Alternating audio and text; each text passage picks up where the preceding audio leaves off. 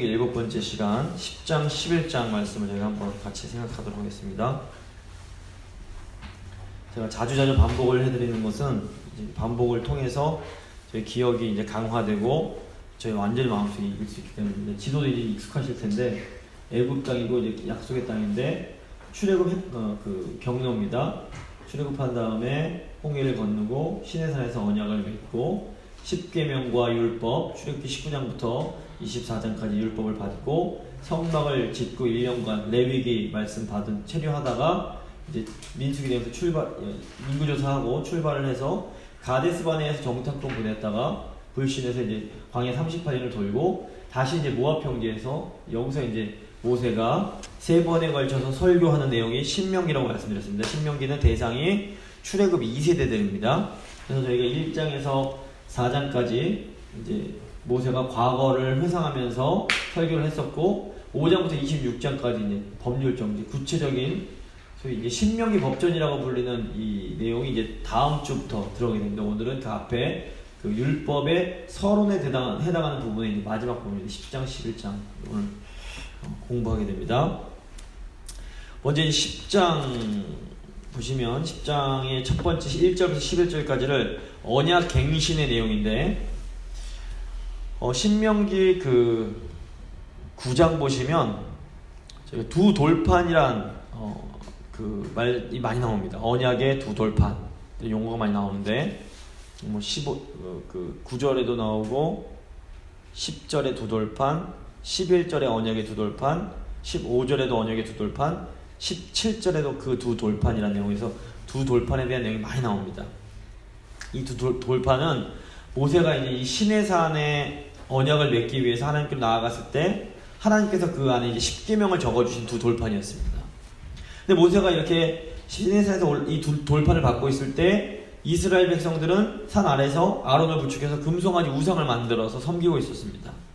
모세가 이제 하나님께서 내려가 봐라 하니까 내려가서 보니까 우상 섬기는 모습을 보면서 백성들 앞에서 이 목이 곧은 백성들아 하면서 이 돌판을 이 언약의 증표로 받은 두 돌판을 깨뜨려 버립니다. 그 내용이 이제 신명기 9장에 나왔었습니다. 이후에 이제 모세가 뭘 했냐면 이 두 돌판이 깨진다는 것은 뭐냐면 하나님이 이스라엘 백성과 맺으신 언약이 깨져버리는 것을 의미했습니다. 이 10계명 자체가 언약의 일종의 증표였기 때문에 이 증표가 깨진다는 것은 언약이 깨졌음을 의미합니다. 그 이후에 뭘 했냐면 모세가 40일 동안 중보기도가 들어갑니다. 신명기 10장은 그 모세의 중보에 대한 하나님의 응답에 대한 내용입니다. 그래서 이스라엘이 금송아지 우상을 만들어서 섬길 때 보면 그리고 이제 10계명이 깨지는 순간까지만 보면 야 이제 이 강에도 완전 끝장이구나, 하나님과 언약이 이제 끝났구나 라고 이제 생각하게 됩니다. 그런데 모세의 중보기도 이후에 하나님이 다시 그 모세에게 새로 두 돌판을 다듬어 가지고 와라 라고 말씀을 하십니다. 이것은 하나님께서 범죄한 이스라엘의 죄를 용서하시고 다시 그 언약을 갱신, 새롭게 해주시겠다라는 의미입니다. 여기서 생각해야 될 게 있습니다. 하나님과 하나님 백성 간의 관계는 전적으로 이 하나님의 은혜 덕분에 가능한 것입니다. 하나님은 사실 굉장히 정의로운 분입니다. 공의로운 분이십니다. 그래서 죄를 그냥 넘기지 않으십니다. 근데 하나님께서 만약 정의롭기만 하셨다면 이스라엘은 물론이거니와 우리도 지금까지 살아남아 있을 수가 없습니다. 아무리 의롭고 훌륭한 사람도 하나님의 그 정의에는 비교할 수가 없기 때문에 그렇습니다. 그래서 보통 보면 신이 있다면, 하나님이 살아계시다면 왜 이런 악한 자들을 빨리 벌하시지 않는지 불평하는 사람들이 있습니다. 근데 이제 이런 사람들은 자신이 얼마나 죄악된 존재인지를 아직 깨닫지를 못한 겁니다. 자기 죄를 못 보니까 남들을 보면서 나보다 좀 더 죄가 있는 것 같으니까 왜 이놈들 빨리 처단 안 하시냐 이렇게 불평불만을 합니다. 근데 하나님의 기준 그대로 이렇게 불의를 심판하시면 지금 여기서 살아남아 있을 수 있는 사람이 아무도 없습니다. 이제 앞으로 저희가 하게 될 텐데 마태복음 13장을 보시면 그 하나님이 주인이 어떤 좋은 씨를 예수님께서 비유를 드시는데 천국 비유를 하시는데 좋은 씨를 밭에 뿌린 사람의 비유가 나옵니다. 근데 이제 주인이 좋은 씨를 밭에 뿌렸는데 밤에 원수가 와서 이 가라지를 뿌리고 갑니다. 근데 이 재밌는 건 뭐냐면 주인이 미리 가라지를 뽑지 않고 이제 새싹이 날 때 뽑아버리면 되는데 추수할 때까지 내버려 두라고 합니다. 근데 이게 이제 농사 짓는 분들한테는 상식적으로 말이 안 되는 얘기입니다. 왜냐면 가라지는 빨리 뽑아낼수록 좋습니다. 그래 가라지가 이제 이 곡식이 알곡이 먹을 영양분을 흡수해서 되기 때문에 가라지는 빨리 뽑아버리는 게 좋습니다. 그래 곡식이 더 잘 자라기 때문입니다. 그런데 이 가라지가 뿌리가 깊기 때문에 가라지를 뽑다 보면 어쩔 수 없이 곡식도 같이 뽑혀나가는 경우가 있을 수밖에 없습니다. 만약에 수확을 더 많이 하는 것이 목적인 주인이라면 가라지 나오자마자 빨리빨리 뽑으라고 할 것입니다. 그런데 마태복음 13장에 나오는 주인을 보면 이 주인의 마음속에는 뭐 곡식을 얼마나 많이 거두느냐가 문제가 아닙니다. 알곡이 다치지 않는 것, 알곡을 잘 보호하는 데 이 주인이 관심이 많습니다. 그래서 알곡 다 자랄 때까지, 다 자란 후에 추수할 때까지 가라지 놔둬라 라고 하십니다. 그래서 이제 예수님께서 이 하나님 나라가 이 주인과 같다라고 말씀을 하시는데 이게 이제 하나님의 은혜를 의미합니다. 하나님은 불의한 자를 심판하시는 것보다 하나님이 선택하신 의로운 자를 보호하시는 데 관심이 더 많습니다. 북한을 지금까지 이렇게 놔두시는 이유도 그 안에 이제 보호받아야 할 하나님의 백성들이 있기 때문입니다. 그러니까 이것을 저희가 이 하나님의 관점과 인간적인 관점을 잘 구별할 필요가 있습니다. 그래서 신명기 10장 보시면 이 주인의 은혜를 아주 잘 보여줍니다. 그래서 언약 백성의 죄와 연약함에도 불구하고 하나님과 언약 백성의 이 관계가 유지될 수 있는 것은 무엇 때문이냐? 하나님의 용서와 그 정말 무한한 은혜 덕분입니다. 그래서 우리가 지금 이렇게 하나님의 백성으로 이 땅을 살아갈 수 있는 것도 바로 하나님의 은혜 때문임을 저희가 반드시 기억해야 됩니다. 두 번째 보시면 이제 말씀의 중요성이 나옵니다. 똑같이 이제 그 본문인데 신명기 10장에서 주목해야 될 두 번째 주제가 이제 언약에 있어서의 하나님의 말씀의 중요성입니다. 언약 관계를 맺고 언약 관계가 시작되는 것은 우리가 할 수 있는 게 없습니다. 인간이 할 수 있는 게 없습니다. 전적으로 하나님의 은혜요, 하나님의 주권으로 언약 백성들이 만들어지고 언약 백성이 이제 되고 언약 관계가 맺어집니다. 그런데 이제 언약 관계가 일단 맺어지고 나면 이 관계를 유지하기 위해서 언약 백성들이 하나님이 주신 말씀, 언약의 말씀을 지켜야 됩니다. 특별히 이제 신명기 10장 보시면 1절, 계속 1절부터 5절까지 언약궤에 대한 내용이 많이 나옵니다. 나무궤를 하나 만들라, 그 궤에 넣어라, 궤를 만들고, 이런 궤에 대한 내용이 계속 나옵니다. 구약에서 이 언약궤는 하나님의 임재를 상징했습니다. 그러니까 언약궤가 있는 곳에는 하나님이 함께 하시는 그것을 의미했습니다. 그래서 이스라엘이 광야길을 가거나 또는 이제 전쟁에 나갈 때도 언약궤가 늘 앞서서 갔습니다. 하나님이 앞서 가시는 것을 의미했습니다. 그래서 언약궤 뚜껑을 보시면 이제 기억나실 텐데 이 그룹이 날개로 덮고 있는 모양입니다. 그룹이란 천사들이 날개를 쭉 이어서 덮고 있는 모양입니다. 그래서 이 언약궤 뚜껑이 하나님의 보좌를 상징했고 이곳에서 은혜가 베풀어진다 그래서 시은소라고 불렀습니다. 영어로 mercy seat, 그 은혜의 자리입니다. 그래서 이제 대제사장이 여기다 이제 피를 뿌리면 하나님께서 이걸 통해서 백성의 죄를 사해 주시는 그 죄사함의 속죄소라고도 불렸습니다. 구약성경 보시면 속죄소라고 되는 게 바로 이 자리입니다. 그래서 근데 신명기 10장은 이 언약궤의 가장 중요한 기능이 뭐냐 그러면 하나님의 그 주신 두 돌판, 말씀을 상징하는 두 돌판이 들어있는 것. 그러니까 그 하나님의 말씀을 보관하는 게 이 언약궤의 기능이라는 것을 많이 강조합니다. 이것은 하나님의 임재 중심에 하나님의 말씀이 있음을 상징합니다. 무슨 말이냐면 하나님의 말씀이 계신 곳에 하나님이 함께 하십니다. 이게 여호와 신앙과 우상 섬기는 이방 신앙과 가장 큰 차이점입니다. 이방 종교의 경우에는 자신들이 믿는 신 모양의 우상을 크게 세웁니다. 그리고 그 우상을 섬기는 성전을 아주 크게 짓습니다. 이게 이제 성경 당시에 큰 이방 전형적인 이방신 말뚝 바벨론 섬기던 말뚝신도 그렇고 다른 신들이 다 이랬습니다. 그래서 이방 사람들은 커다란 우상을 일단 멋있게 만들고 그 우상을 섬기는 어마어마한 규모의 성전을 이렇게 건축을 했습니다. 하지만 이 구약 성경에 나오는 여호와 신앙, 하나님 섬기는 신앙에서는 말씀이 제일 중요했습니다. 그래서 하나님은 십계명 통해서 우상 만들지 말라 그러시고, 또 성막이나 성전을 지을 때에도 그 중심에 하나님 모양의 어떤 조각상을 만드는 것이 아니라 이 말씀을 넣어둔 언약궤를 두게 하셨습니다. 이것은 여호와를 섬기는 신앙에서는 가장 중요한 것이 하나님의 말씀임을 의미합니다. 이게 지금도 마찬가지입니다. 오늘날에도 이제 보통 사람들은 눈에 보이는 것으로 판단을 합니다. 되게 눈에 보이는 것도 굉장히 중요하게 생각합니다. 그래서 커다란 건물, 고급스럽고 편리한 시설들을 아주 중요하게 생각합니다. 심지어 교회 다니는 사람들도 마찬가지입니다.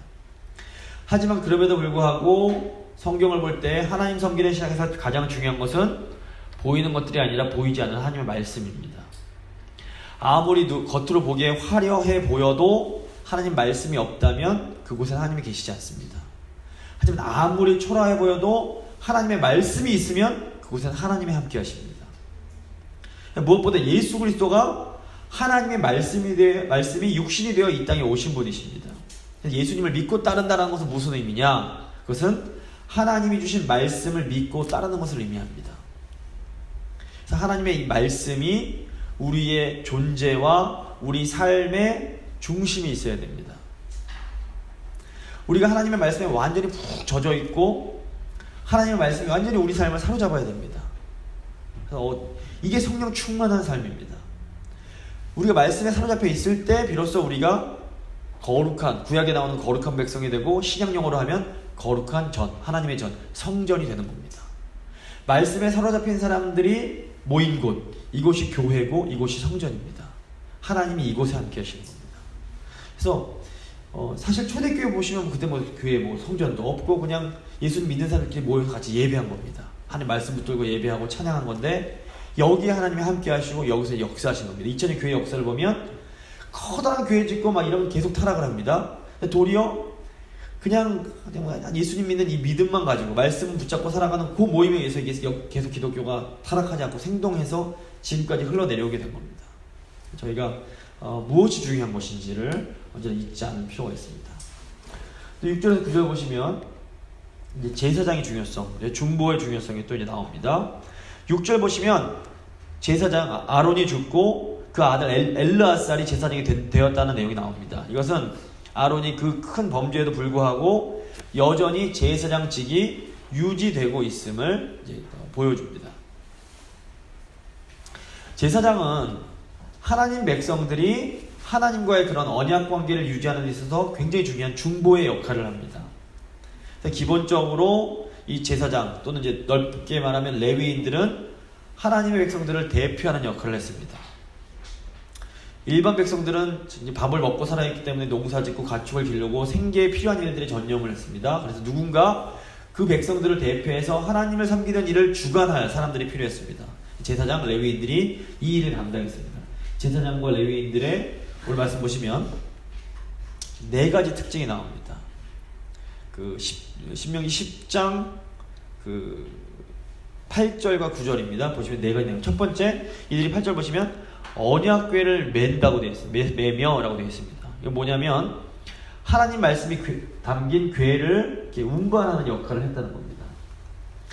언약 백성은 어디 가든지 그 언약궤가 먼저 출발을 했습니다. 하나님 말씀의 인도를 따라서 그 뒤를 따라 가야만 했습니다. 그래서 어디를 가든지 레위인들이 하나님 말씀을 메고 앞장서서 가야 했습니다. 또 두 번째로 이 레위인들, 제사장들은 여호와 앞에서 섬기며라고 되어 있습니다. 여호와 앞에서 섬긴다는 것은 이 언약 백성들을 대표해서 하나님 앞으로 나아가는 겁니다. 이게 대표성을 가지고 나가는 거예요. 요즘 이제 한국에서 올림픽을 하는데 이 올림픽 국가대표 선수들은 이 경기를 할 때 자기 혼자 하는 게 아니라 대한민국 마크를 달고 대한민국 국민들을 대표해서 경기를 하는 겁니다. 그래서 모든 사람이 같이 열광하고 같이 응원하는 겁니다. 제사장들의 역할이 이겁니다. 제사장들이 여호와 앞에서 섬길 때 자기도 혼자 섬기는 게 아닙니다. 이스라엘 전 백성들을 안고 가는 겁니다. 아주 무거운 책임감을 가지고 대표성을 띠고 나가는 겁니다. 그래서 그것을 제사장이 하나님 앞에서 죄사함 받은 건 이걸 통해서 이스라엘 백성 언약 백성 전체가 죄사함 받는 의미가 있었습니다. 세 번째 역할은 여호와 이름으로 축복을 하게 하십니다. 이것은 또 반대로 제사장이 중보기 때문에 제사장은 하나님 백성들도 대표하지만 동시에 또 하나님을 대표하는 역할을 했습니다. 그래서 하나님이 이스라엘 백성 축복하실 때 직접 축복하시지 않고 제사장들을 통해서 하게 하셨습니다. 그래서 하나님의 이름으로 백성들 레위기에 그 내용 저희가 그 백성들 축복하는 내용이 나옵니다. 제사장이 해야 할 굉장히 중요한 역할이 하나 여호와의 이름으로 언약 백성들을 축복하는 거였습니다. 그리고 또 하나 제사장의 특징이 뭐냐면 분깃이 없다는 겁니다. 분깃이 없다라는 것은 이들이 이 땅의 소산이 아니라 하나님께서 주시는 소산을 먹고 살아야 함을 의미했습니다. 그래서 구약 제사장들이 하나님을 전적으로 잘 섬기면 하나님께서 이들을 책임지고 먹이시고 입혀주셨고 살려주셨습니다. 자, 이제 이 구약의 제사장 역할을 신약에서 누가 하게 됩니까? 예수님이 하시는 겁니다. 이거 목사가 한다 생각하시면 틀립니다. 이건 아닙니다. 구약 제사장의 역할은 신약에서 완성하시는 분이 예수 그리스도이십니다. 그래서 우리의 대제사장이신 예수님은 대속의 죽음을 상징하는 십자가를 지고 우리의 길을 앞서서 가십니다. 언약궤를 메고 가시는 겁니다. 또 인간이신 예수님은 언약 백성을 대표해서 하나님 앞으로 가서 하나님을 섬기십니다. 또 동시에 하나님이신 예수님은 하나님을 대표해서 우리 언약 백성들을 축복해 주십니다. 그래서 예수님은 이 땅에서 머리도 있고 조차 없으셨지만 하나님만을 의지해서 살아가셨습니다. 그래서 이 구약의 모든 제사장직을 완전히 완성하시는 분이 예수 그리스도이십니다. 그래서 예수님은 우리의 대제사장이 되십니다. 그래서 구약 언약 백성들이 이 하나님과 언약 관계를 유지하기 위해서는 반드시 이 제사장, 레위인이라는 중보자들이 필요했습니다. 마찬가지로 그러니까 이 모세오경에서 이 제사장을 또 대표하는 사람이 모세입니다. 모세. 그래서 모세가 중보자의 역할을 합니다. 모세와 아론인데 어쨌건 마찬가지로 신약 백성들인 교회가 하나님과 언약 관계를 유지하기 위해서는 예수 그리스도의 중보가 반드시 필요합니다. 그래서 예수님이 나를 통하지 않고서는 아버지께로 갈 자가 없다라고 말씀하십니다. 그래서 예수님이 아니시면 지금 우리가 하나님과 이렇게 온전한 관계를 유지할 방법이 없습니다. 그래서 오직 예수라고 말하는 것이 예수님이 계셔야만 이제 하나님께 나아갈 수 있습니다. 예수님이 우리의 유일한 제사장이 되십니다. 그게 이제 신명기 이제 우리의 중보자가 필요한데 구약의 제사장이 있었다면 신약에는 중보자 예수님이 계시다는 것, 이게 이제 중요합니다. 10장 12절부터 보시면 이제 모세가 하나님께서 언약 백성들에게 요구하시는 것이 무엇인지를 가르치십니다. 크게 이제 세 부분으로 되어 있는데 일단은 수직적으로 하나님을 사랑할 것을 요구하시고 또 수평적으로 이웃을 사랑할 것을 요구하십니다. 근데 그 가운데 있는 내용이 참 중요합니다. 저희가 함께 읽었는데 16절 보시면 마음의 할례를 받으라는 내용이 나옵니다. 이게 굉장히 중요합니다. 자, 먼저 이제 12절에서 15절 보시면 하나님 백성들에게 마음으로 하나님을 섬길 것을 요구하십니다. 수직적 차원의 요구입니다. 그래서 12절 보시면 하나님 경외하고 모든 도를 행하고 하나님 사랑하고 마음과 뜻을 다해서 하나님 섬겨라 라고 말씀하십니다. 여기서 주목해야 될 것이 13절 말씀입니다. 내가 오늘 내 행복을 위하여 내게 명하는 여호와의 명령과 규례를 지킬 것이 아니냐. 언약 백성이 하나님의 명령을 지켜야 하는 것은 언약 백성의 행복을 위한 겁니다. 이게 굉장히 중요합니다. 우리가 하나님 말씀 순종해야 하는 것은 우리의 행복을 위한 겁니다. 하나님이 하나님 사랑하고 하나님 말씀 지키면서 살아라 우리에게 요구하시는 이유는 다른 것이 아니라 우리의 행복하라고 그러시는 겁니다. 이게 분명히 해야 됩니다. 우리가 도대체 왜 말씀 잘 지켜야 되지? 우리 행복하기 위해서. 이게 중요합니다. 근데 우리가 말씀에 순종해서 우리가 행복해지면 어떻게 됩니까? 우리가 행복해하는 모습을 보면서 하나님이 흐뭇하게 기뻐하십니다. 이 자식 잘 되는 거 보면 부모가 이렇게 기뻐하는 것처럼 하나님 백성인 우리, 하나님 자녀인 우리가 말씀 순종해서 잘 되는 거 보면 하나님이 기뻐하십니다. 하나님 우리한테 다른 걸 요구하시는 게 아닙니다. 뭐 돈 많이 내라, 뭐 이런 것 저런 것, 그게 아니라 말씀 순종하라는 것은 순전히 우리를 위해서입니다.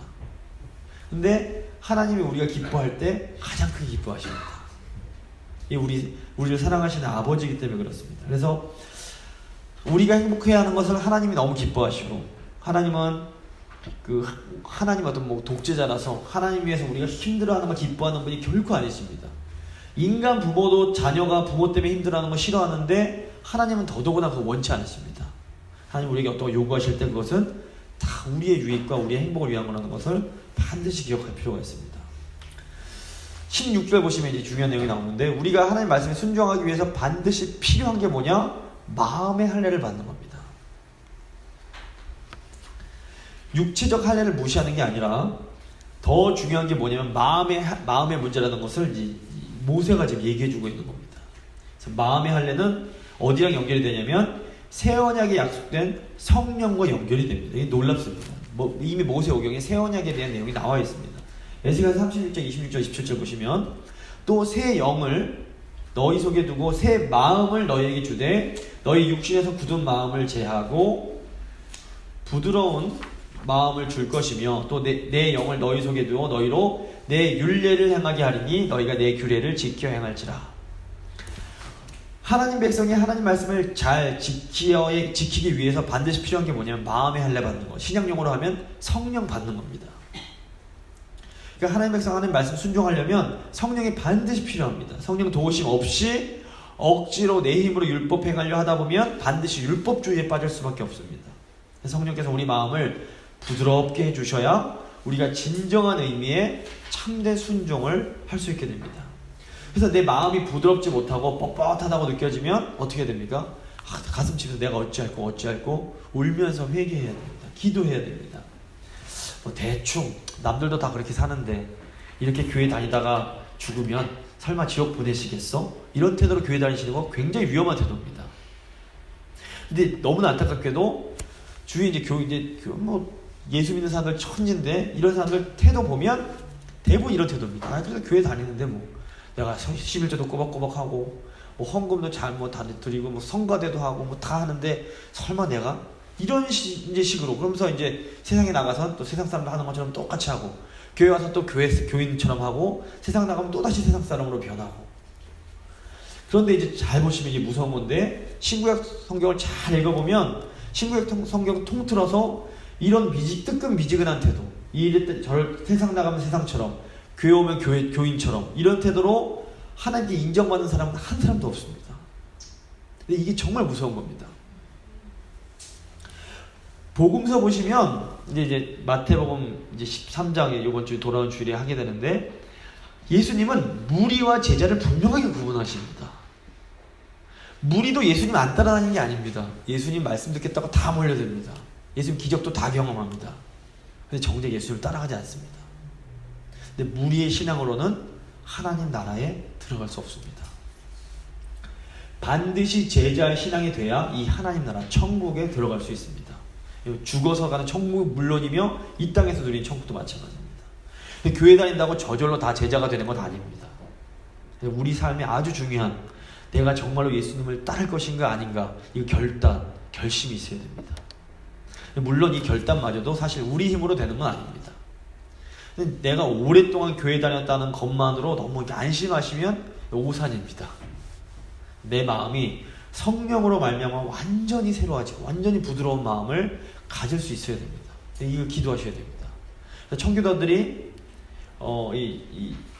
청교도 2세대들한테 열심히 설교했던 게 이겁니다. 회개하라는 겁니다. 회심하라는 겁니다. 교회 다니려 만족하지 말고 진짜 그대들이 성령 받은 자들인지 확인하고 하나님께 나아가 울며 부르짖으며 회심해라. 아니면 우리 구원 보장 못 받는다. 이렇게 가르쳤습니다. 이 시대도 되게 심각하게 저희가 받아들이는 필요가 있는 말씀입니다. 세 번째, 여호와가 우리에게 요구하시는 것, 하나님 백성들에게 요구하시는 것, 정의를 행하라는 겁니다. 이웃에 대한 수평적 차원의 요구입니다. 이웃을 사랑하라는 말씀인데, 이웃 사랑의 기본이 뭐냐면 정의롭게 행하는 겁니다. 정의가 뭐냐? 쉽게 말씀드리면 남 받아야 될 것을 주는 게 정의입니다. 잘한 거 칭찬 받아야 되고, 일한 거 돈 받아야 되고, 잘못하면 벌 받아야 되는 거. 받을 거 받게 하는 게 정의입니다.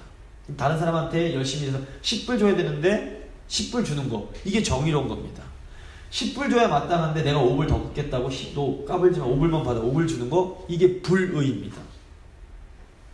구약 선지자들이 아주 무섭게 질책했던 것들이 뭐냐면, 구약 시대에 힘 있는 사람들이 우상 섬기면서 불의를 행하는 겁니다.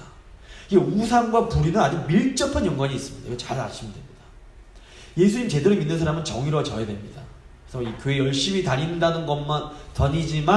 불의를 행하면 이 사람은 예수 제대로 믿는 거 아닙니다. 그래서 우상 섬기는 사람들의 가장 밑바닥에 뭐가 있냐면 탐욕이 있습니다. 우상이 좋은 게 뭐냐면 편리합니다. 우상이 해달라는 거 어느 정도 맞춰주고 나면 나머지는 내 맘대로 해도 되는 게 우상입니다. 제가 아는 분 중에 불교 믿는 분이 있는데 그분이 이제 직업이 별로 좋은 직업이 아닙니다. 나쁜 직업 갔는데 불심이 대단합니다. 막 108배 드리고 절에다 돈을 많이 갖다 줍니다. 마음이 편해진답니다. 그리고 세상에서는 좀 나쁜 일을 하면서 살아갑니다. 예수 믿는 사람이 이러면 안 됩니다. 불가능합니다. 그래서 우상은 내 욕심대로 사는 것 정당화해 줍니다. 우상이 원하는 것만 해주면 되기 때문에 그렇습니다. 나머지는 내 마음대로 해도 됩니다. 하지만 하나님을 온전히 섬기려면 절대로 내 욕심대로 살 수가 없습니다. 그래서 우상 섬기는 사람들은 뇌물 정당화됩니다. 뭐 보살하고 뭐 우상한테 돈 갖다 주면 나쁜 짓 한 거 다 용서가 그냥 저절로 됩니다. 그래서 하지만 하나님 백성은 뇌물이 허용이 안 됩니다. 우상 섬기는 사람은 심지어 간음도 정당화됩니다. 바알 신 섬기는 게 정당한 간음이 허용되는 시스템이었습니다. 하지만 하나님 백성은 허락하신 배우자 외에는 욕심을 부릴 수가 없습니다. 그러니까 하나님 백성은 하나님이 허락해 주신 것에만 만족하며 감사하며 살아가는 사람들입니다. 그렇기 때문에 욕심 있는 사람들한테는 하나님 섬기는 게 답답하게 느껴질 수 있습니다. 왜냐하면 내 마음대로 할 수 있는 게 없기 때문에, 내 욕심대로 못 살기 때문에 그렇습니다. 그래서 근데 하나님은 나를 믿으려면 네 욕심대로 안 된다, 내 뜻에 순종하며 살아라, 이거 요구하십니다. 근데 그게 우리한테는 궁극적으로 훨씬 더 행복한 길입니다. 나아가 하나님은 언약 백성에게 약자를 돌보라고 그러십니다. 그래서 오늘 보시면 10장 18절 보시면 고아와 과부, 나그네를 돌보라고 그러십니다. 이 당신 힘없는, 가장 힘없는 약자들입니다. 이 사람의 특징이 뭐냐면 도와줘 봐야 돌려받을 가능성이 없습니다. 그냥 도와주고 끝입니다. 근데 이것이 하나님은 하나님 백성들의 은혜를 드러내는 기름을 말씀하십니다. 거저 받았으니 거저 주는 겁니다. 근데 이렇게 하면 하나님이 책임져 주시겠다고 계속 약속되는 겁니다. 내가 너 돌봐주겠다. 너는 도우면서 살아라. 그래서 이게 하나님 백성들이 요구하시는 겁니다. 나를 정말 사랑하고 성령 받아서 이웃을 진심으로 도우면서 살아라. 베풀면서 살아라. 이 하나님 우리 백성들에게 요구하시는 겁니다. 근데 이런 삶 살면 그 삶에 감동이 있습니다. 그냥 보기만 해도 야 대단하다. 사람들 감동하고 예수 믿고 싶어지는 겁니다. 21세기, 22세기가 돼도 이 원칙은 변하지 않습니다. 그래서 하나님 백성이 하나님 백성대로 살면 교회는 부흥하게 됩니다. 그러니까 저희가 무슨 테크놀로지가 막 발전하고 그래도 진정한 하나님 백성들만 있다면 거기는 생명이 있을 수밖에 없습니다. 11장부터는 이제 하나님께서 이제 여호와의 큰 일을 이제 무슨 큰 일을 너희 눈으로 봤다 하면서 큰 일에 대해서 말씀하시는데, 모세가 이제 두 가지를 얘기를 합니다. 언약 백성들한테 너희는 두 개를 기억해라. 하나님의 사랑과 하나님의 정의를 기억해라 그러십니다. 1절부터 7절 보시면, 그래서 아이 기를 때 그냥 징계, 야단치지 않고 그냥 마냥 받아주기만 하면 아이들이 버릇이 없어집니다. 제가 얼마 전에 이제 강의를 듣다 알았는데, 예전에 지금부터 BC 3000년경에 어떤 토판이 발견됐는데, 거기서 부모가 선생님한테 촌지 주는 내용이 나온답니다. 촌지를 주면서 하는 말이 뭐냐면, 우리 애 좀 많이 때려주십시오 라는 말이랍니다. 요즘에서야 이제 우리 애 좀 잘 봐주십시오 라는 말은 최근에 생긴 말이고, 인류 역사상 4000년, 5000년 동안 애 잘 봐달라는, 선생님이 잘 가르치는 교육은 뭐냐면 잘 때려주십시오입니다. 그래 애가 바르게 클 수 있다는 걸 이 조상들은 다 알았던 겁니다. 이 교육에서 그러니까 아이를 징계하는 게 굉장히 중요합니다. 미국 이제 이 교육 보면 절대 못 때리게 하는데, 이게 참 부정적인 거를 제거하려고 그러다가 이 좋은 긍정적인 부분까지 다 이제 없어지는데, 어쨌건 한테 아이들 징계하지 않고 그냥 마냥 받아주면 버릇이 없어집니다. 반면 전혀 받아주거나 사랑하지 없이 그냥 징계만 하면 아이들이 기가 죽습니다. 균형이 필요합니다. 그래서 모세가 이 두 가지를 얘기합니다. 우선 하나님께서 강한 손으로 이스라엘 구원해 내셨음을 기억해라. 하나님 사랑 기억해라. 또 하나, 동시에 하나님께서 반역한 자들 징계하신 것도 기억해라 라고 말합니다. 하나님의 공의, 하나님의 무서우심도 기억하라는 겁니다. 그래서 우리도 하나님 생각할 때 이 두 가지를 다 기억해야 됩니다. 하나님의 사랑과 하나님의 정의를 다 볼 수 있어야 됩니다. 하나님의 일방적인 사랑만 강요하다 보면 우리가 죄를 우습게 볼 위험이 있습니다. 반면 우리가 하나님의 징계만 강조하다 보면 하나님의 사랑이 얼마나 큰 것인지를 간과할 위험이 생깁니다. 그래서 이 두 가지 우리가 다 기억해야 됩니다. 복음에 이 두 가지가 다 담겨 있습니다. 또 이제 11장 18절부터 25절 보시면 하나님이 돌보시는 땅에 대한 내용이 나옵니다. 모세가 이제 그 모든 명령을, 하나님이 주신 모든 명령을 다 지켜라 그러면서 하나님께 순종하면 젖과 꿀이 흐르는 땅에서 장구하리라 이렇게 말을 합니다. 저희가 이제 그 몇 주 전에 성경 지리 이렇게 공부할 때 배웠는데 보시면 이 약속의 땅인 가나안 땅은 산이 있고 골짜기가 있는 땅입니다. 그래서 비를 흡수하는 땅이라고 나옵니다. 보시면 이제 이 지중해 해고 이 산지에 보통 이제 그 마을들이 모여 있고 쑥 들어가는 이제 요단강, 갈릴리 호수, 요단강, 사해 이렇게 됩니다. 이제 요단 동편인데 산지로 올라가다 다시 내려가 다시 산지로 올라가는데, 근데 모세가 이제 설명하기를 이 땅은 여호와의 눈이 항상 그에 머무는 땅이고 하나님께서 직접 돌보시는 땅이다라고 말을 합니다. 이게 이제 저희가 배웠지만 이게 무슨 의미인지를 아셔야 됩니다. 일일이 매 순간 하나님을 의지해야 되는 땅이라는 겁니다. 매 순간 의지하려고 어떻게 걸 시키시냐면 말씀을 손목에 메고 이마에 붙이라고 합니다. 유대인들이 이 말씀 지키겠다고 지금도 보시면 테펜이라는 걸 보시면 말씀 통입니다. 이마에 붙이고 손목에 이거 말씀을 감습니다. 그래서 이걸 하고 이렇게 문자 그대로 지키는 겁니다. 그럼 이렇게 기도를 합니다. 정말 이 안에 쬐끄만 통에 신명기 6장 4절 5절 말씀, 이 쉐마 이스라엘 이 말씀 쬐끄맣게 써갖고 집어넣어놓고 다니는 겁니다. 이렇게까지 이긴다 하지만 이제 이 말씀 이제 문자적으로 지키는 것보다는 그 의미, 왜 이렇게 하셨는가 더 중요합니다. 하나님 말씀을 언제나 늘 마음속에 품고 잊지 말라는 겁니다. 이렇게 하면 하나님이 이제 이 땅에서 복 주시겠다고 그러는데, 복을 주시겠다고 하시는데, 사람들이 보통 하나님 복을 받으면 일단 돈도 많아지고 건강도 좋아지고 모든 문제가 사라지는 것으로 생각을 합니다.